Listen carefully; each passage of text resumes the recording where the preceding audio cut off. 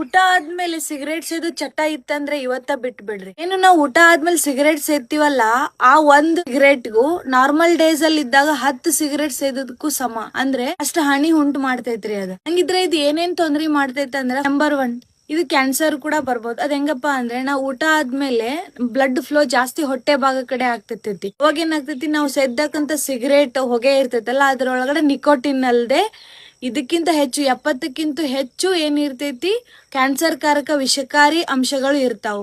Blood flow ಆದಾಗ ಏನಾಗ್ತೈತಿ, ಲಂಗ್ಸಿಗೆ ಹೋಗ್ಬೋದು, ಗಂಟ್ಲು, ಅನ್ನನಾಳ ಇದಕ್ ಸಂಬಂಧಪಟ್ಟಿದ್ದೆಲ್ಲ ಕ್ಯಾನ್ಸರ್ ಕೂಡ 100% ಆಗೋ ಚಾನ್ಸಸ್ ಇರ್ತೈತಿ. ನಂಬರ್ 2, ನಾವು ಊಟ ಆದ್ಮೇಲೆ ಸಿಗರೇಟ್ ಸೇದೋದ್ರಿಂದ ಏನಾಗ್ತೈತಿ, ಜೀರ್ಣ ಆಗುವಂತ ಏನು ಎನ್ಸೈಮ್ಸ್ ಮತ್ತೆ ರಸವನ್ನ ಬಿಡುಗಡೆ ಮಾಡೋದನ್ನ ತಡೆ ಹಿಡಿತೈತಿ. ಇದರಿಂದ ನಾವು ತಿನ್ನಂತ ಊಟ ಕರೆಕ್ಟ್ ಆಗಿ ಜೀರ್ಣ ಆಗಂಗಿಲ್ಲ, ಅಸಿಡಿಟಿ ಆಮೇಲೆ ಗ್ಯಾಸ್ಟ್ರಿಕ್ ಅಲ್ಸರ್ ಕೂಡ ಆಗ್ಬೋದು. ನಂಬರ್ 3, ನಾವು ಊಟ ಆದ್ಮೇಲೆ ಸಿಗರೇಟ್ ಸೇದಿದಾಗ ಏನಾಗ್ತೈತಿ, ಜಾಸ್ತಿ ಪ್ರಮಾಣದಲ್ಲಿ ನಿಕೋಟಿನ್ ಹೊಗೆ ಬಿಡುಗಡೆ ಆಗ್ತೈತಿ. ಅವಾಗ ಆಟೋಮೆಟಿಕ್ ಆಗಿ ನಮ್ಮ ಬಾಡಿನ್ಯಾಗ ಆಕ್ಸಿಜನ್ ಲೆವೆಲ್ ಕಡಿಮೆ ಆಗ್ತೈತಿ. ಆಕ್ಸಿಜನ್ ಲೆವೆಲ್ ಕಡಿಮೆ ಆದಾಗ ಏನಾಗ್ತೈತಿ, ಶ್ವಾಸಕೋಶಕ್ಕೆ ಅಂದ್ರೆ ಲಂಗ್ಸ್ ಗೆ ಸಂಬಂಧಪಟ್ಟಿದ್ದ ತೊಂದ್ರೆ, COPD ಬರ್ಬೋದು, ಆಮೇಲೆ ಹಾರ್ಟ್ ಅಟ್ಯಾಕ್ ಆಗ್ಬೋದು. ಅದಲ್ಲೂ ಕೂಡ ಸ್ಟ್ರೋಕ್ ಆಗೋ ಚಾನ್ಸಸ್ ಕೂಡ ಇರ್ತೈತಿ.